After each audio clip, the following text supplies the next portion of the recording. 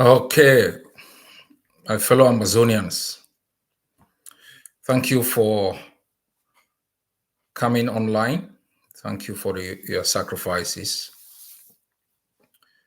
And thank you for being true to the cause of our freedom.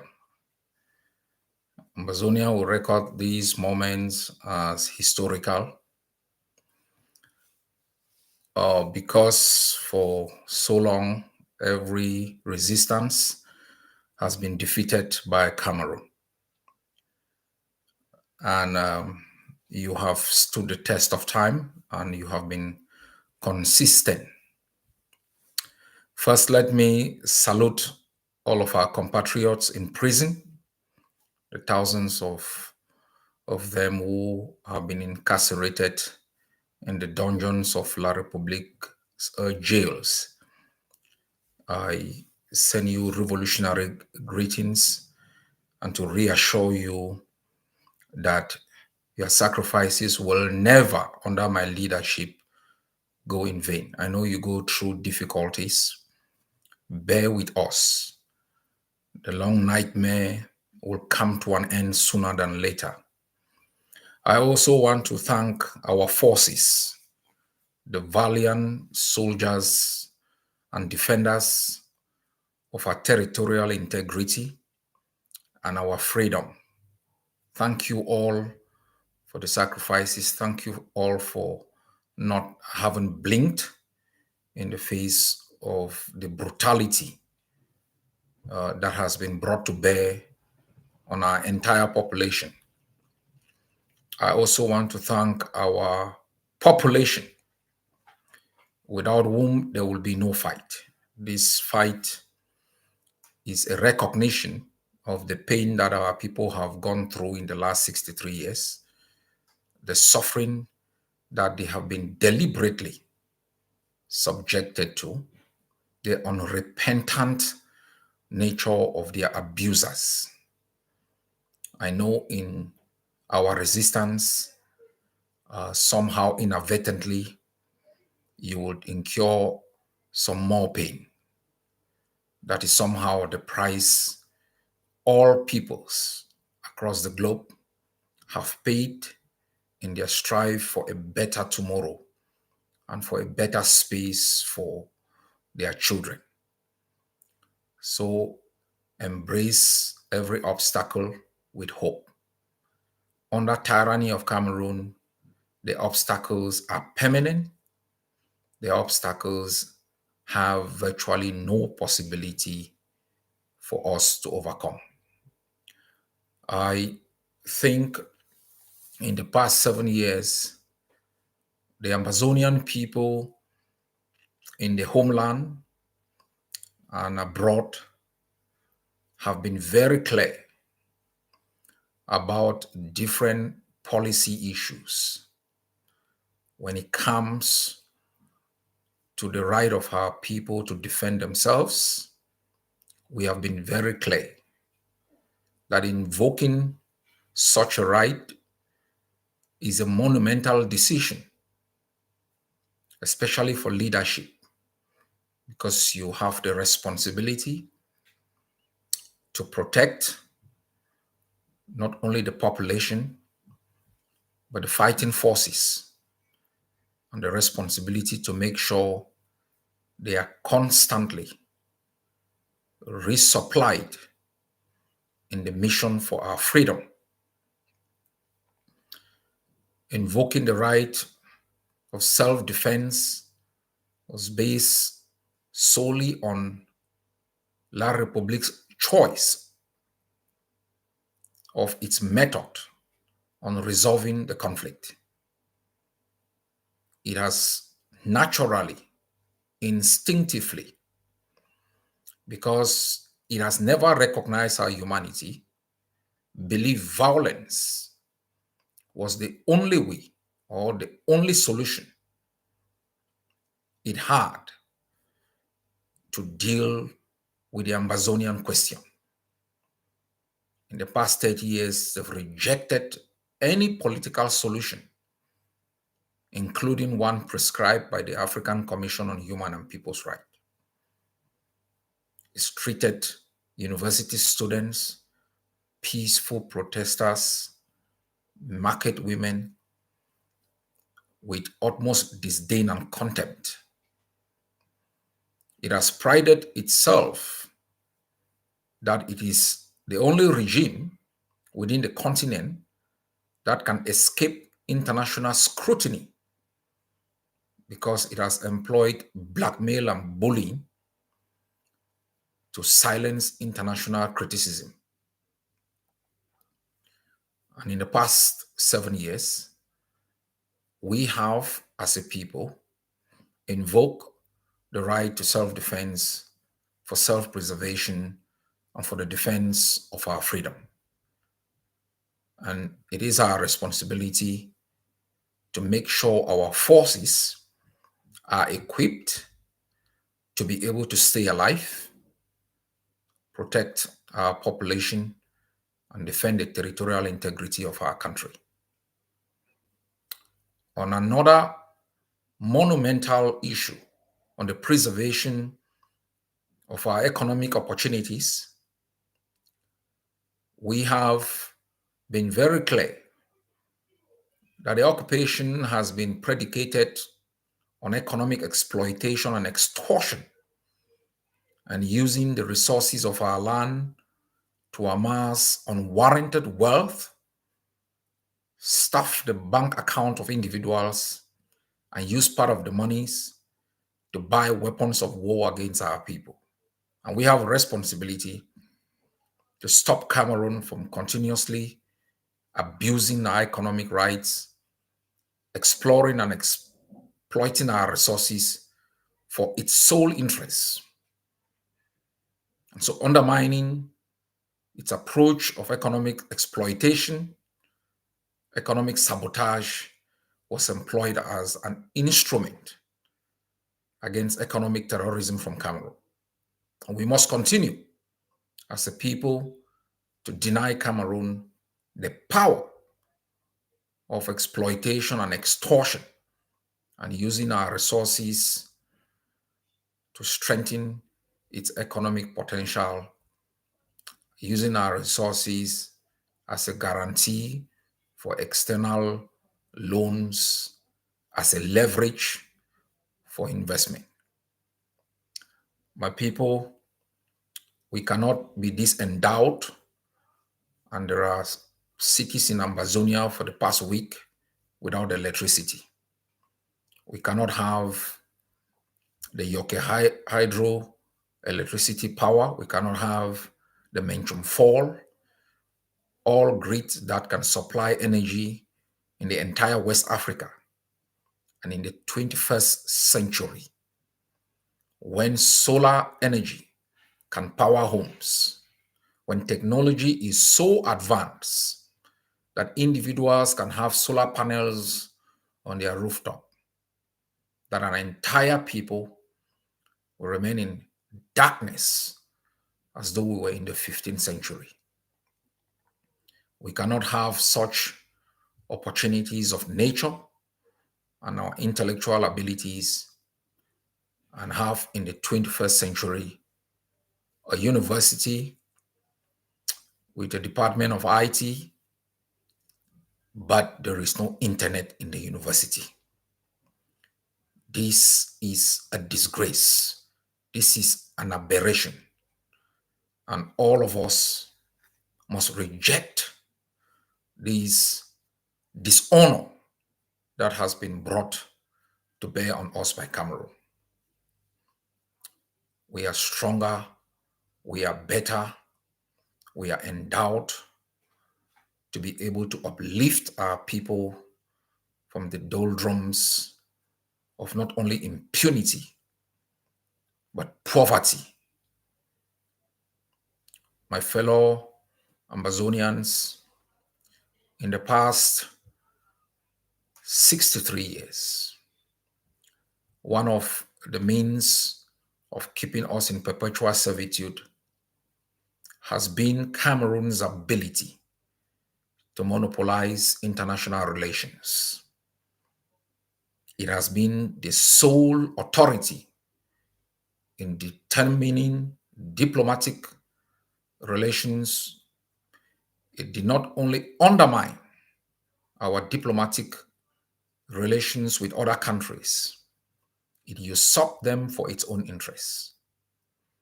Through diplomatic interactions comes economic opportunities in terms of investment, in terms of loans and credits that can be used to power an economy. Cameroon monopolized all diplomatic relations, appointed Cameroonians, diverted opportunities that were meant for the Amazonian people into Cameroon. It has used this power to deny us our identity. The world has never known that there are a people occupied by Cameroon, 8 million strong, bigger than 63 countries of the United Nations.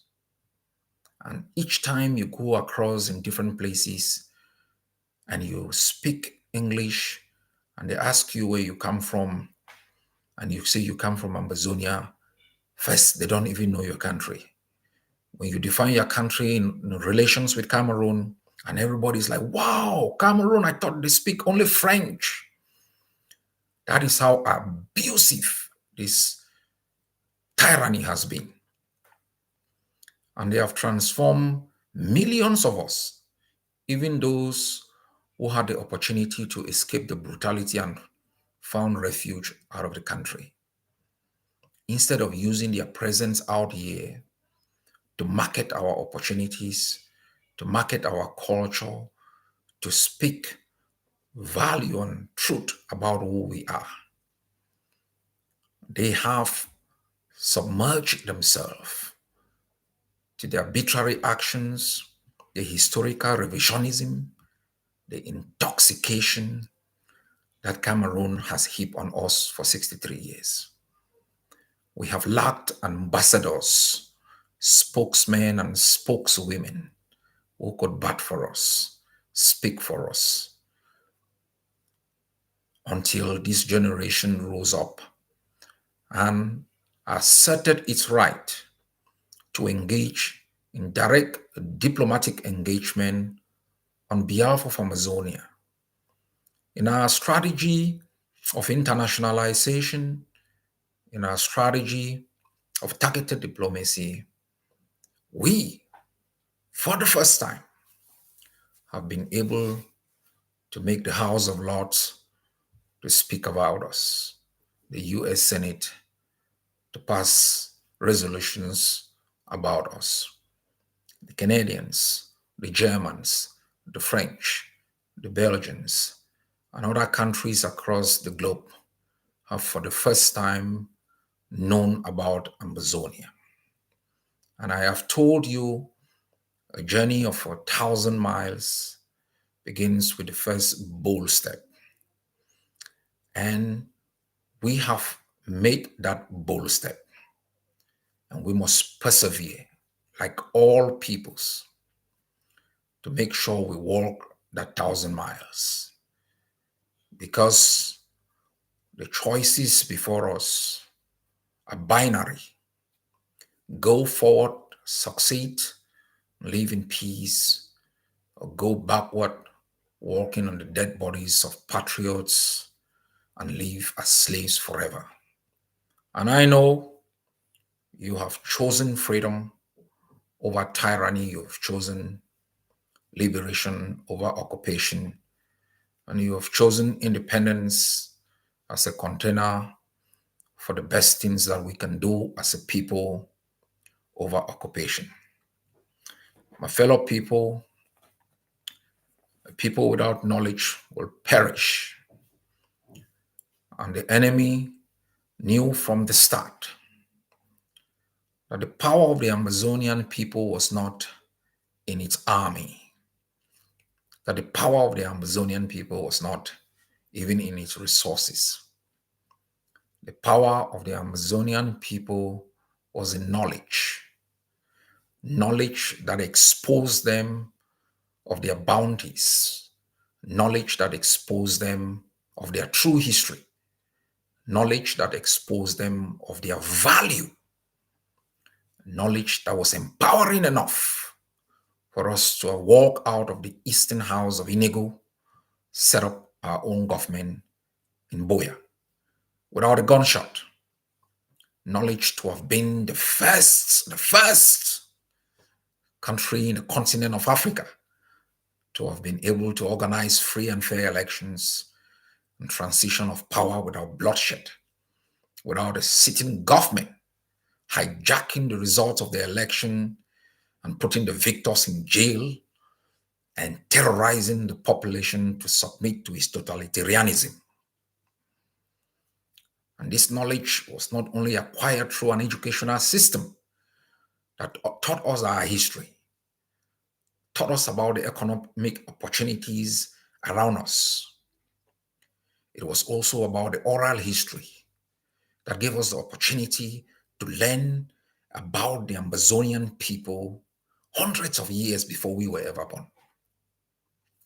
This power alone was threatening to the United Nations that they thought giving us our independence, free from attachment to Nigeria or for attachment to Cameroon, threatened Western civilization. That was the power we wielded as a people, not with guns, not with our economic potentials, but because we were wise enough to know who our enemies were and to know that we were free people and adopted systems of governance that empowered our people from the grassroots. When the barbarians stepped in, the first things they did was to rubbish our system of education, rubbish our institutions that safeguarded that system of education, rubbish our political institutions that enacted the laws, that executed the laws, that adjudicated the laws, that preserve an educational system that was the foundation of our strength. They wanted to turn us into Cameroonians by denying us the knowledge about our history. They wanted to shorten our history to the last 60 years that they occupied our country, forgetting to know that before they came in, they were the Kuvalekenyes, who fought the Germans valiantly in the defense of our heritage. Our educational system was abused and rubbished, and we became tools of our own colonialization. We became tools of our own enslavement by regurgitating the massacred history that was fed us in the four walls that our parents built because some tyrant sitting here only decreed so.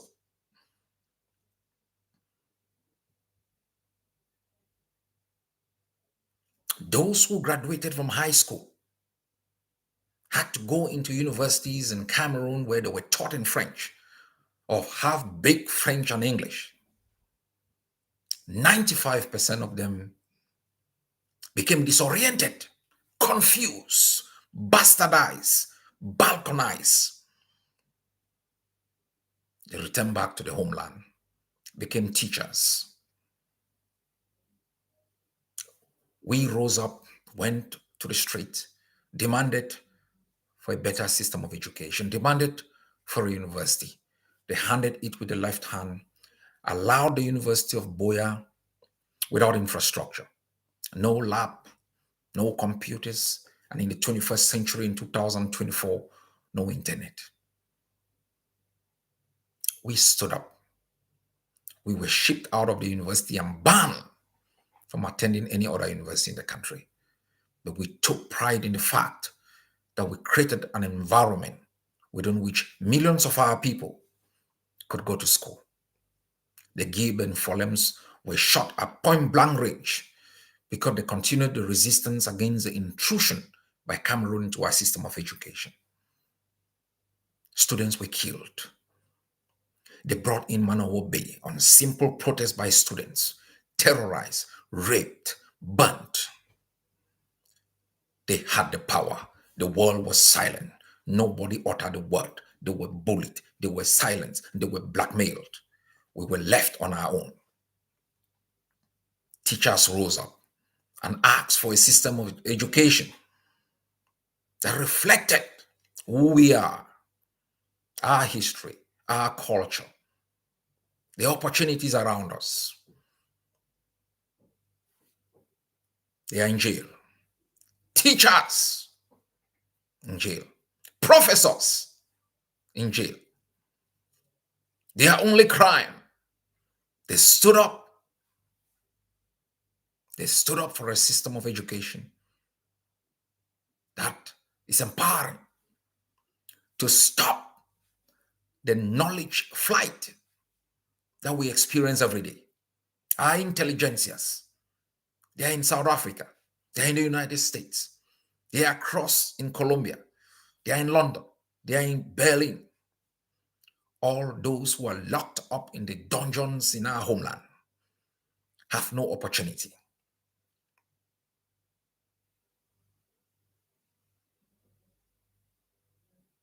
My fellow Ambazonians, we rose so that we could establish a system of education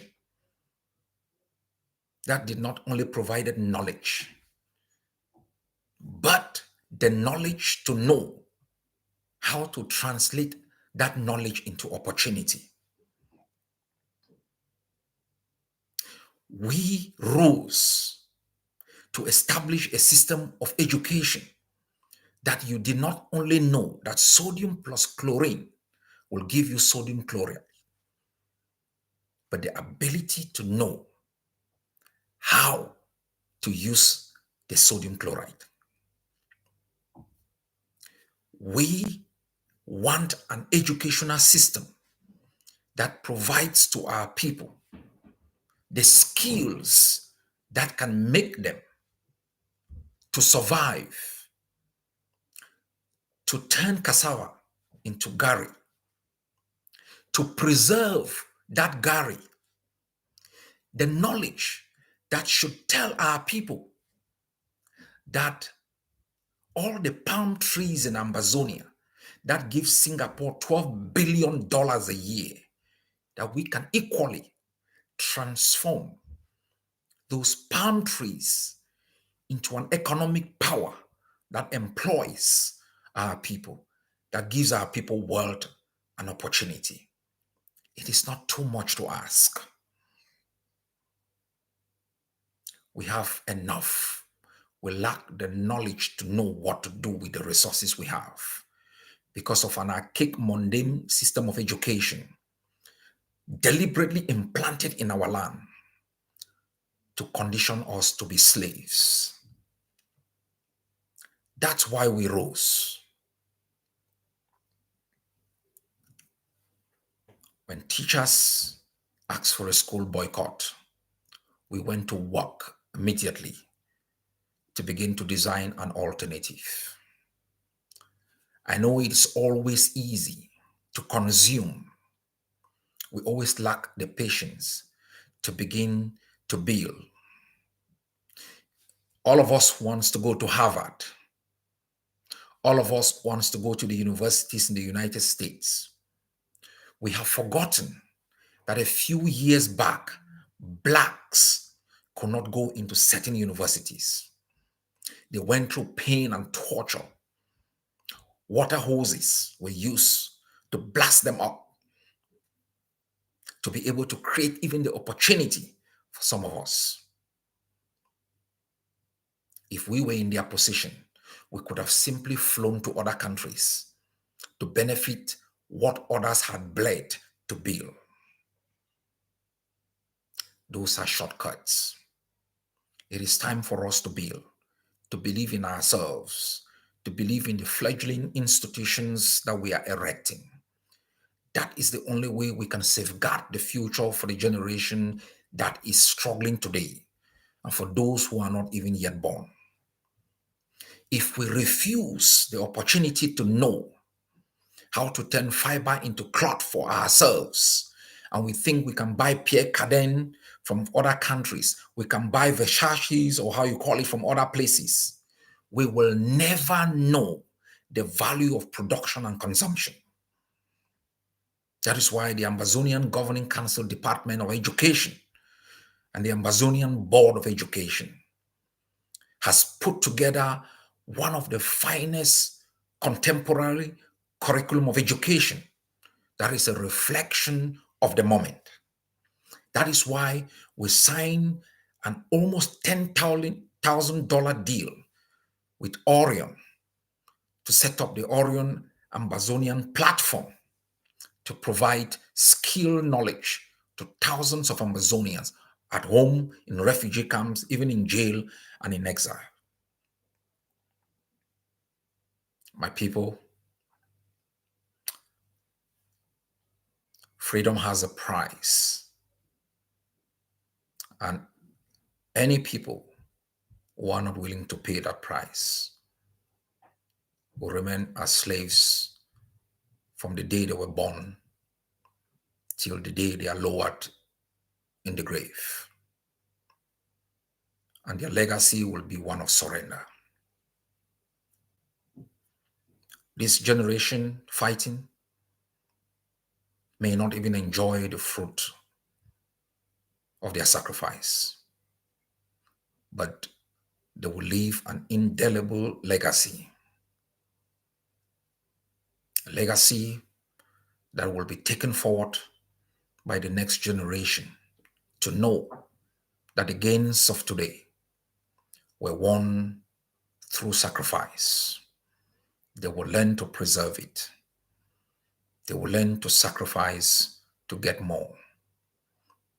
If we deny ourselves the legacy of sacrifice, the generation of tomorrow will take everything they have for granted, and they will never sacrifice to preserve it. If we truly want to be free, all what we do today must take into account that the enemy we face have laid down a 63-year-old plan to manipulate, to intoxicate, to brutalize, and to confuse. And we must be smart. We must be tough. We must be uncompromising. We must be ready to go to jail, to die for the freedom we seek. The foundation of a free and prosperous Ambazonia lies on the kind of education we acquire, the kind of education we preserve for the generation of tomorrow. And for us to succeed, we must regurgitate and vomit in public the foundation of intoxication that has been laid by Cameroon for 63 years. It does not only take to redesign a new curriculum of education. It takes to depart from when that curriculum of education and how it is implemented. That is why the Ambazonian system of education decided that in the future, after the transition, the Ambazonian system of education will begin in January. That is how it was before. And there are more than 30 countries, including Australia, having an educational system that begins in January, others in February. The idea that schools must resume in August and September, and that is a standard practice across time and space, is as deceptive as the curriculum of education we have been fed with.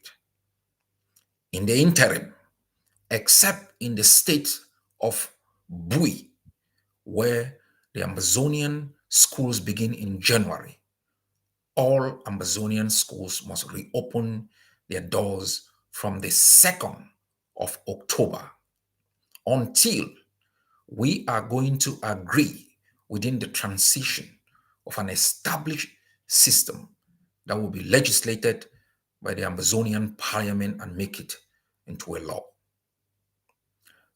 I call on our people to reject not only the Cameroon system of education, but to regurgitate and vomit when it starts.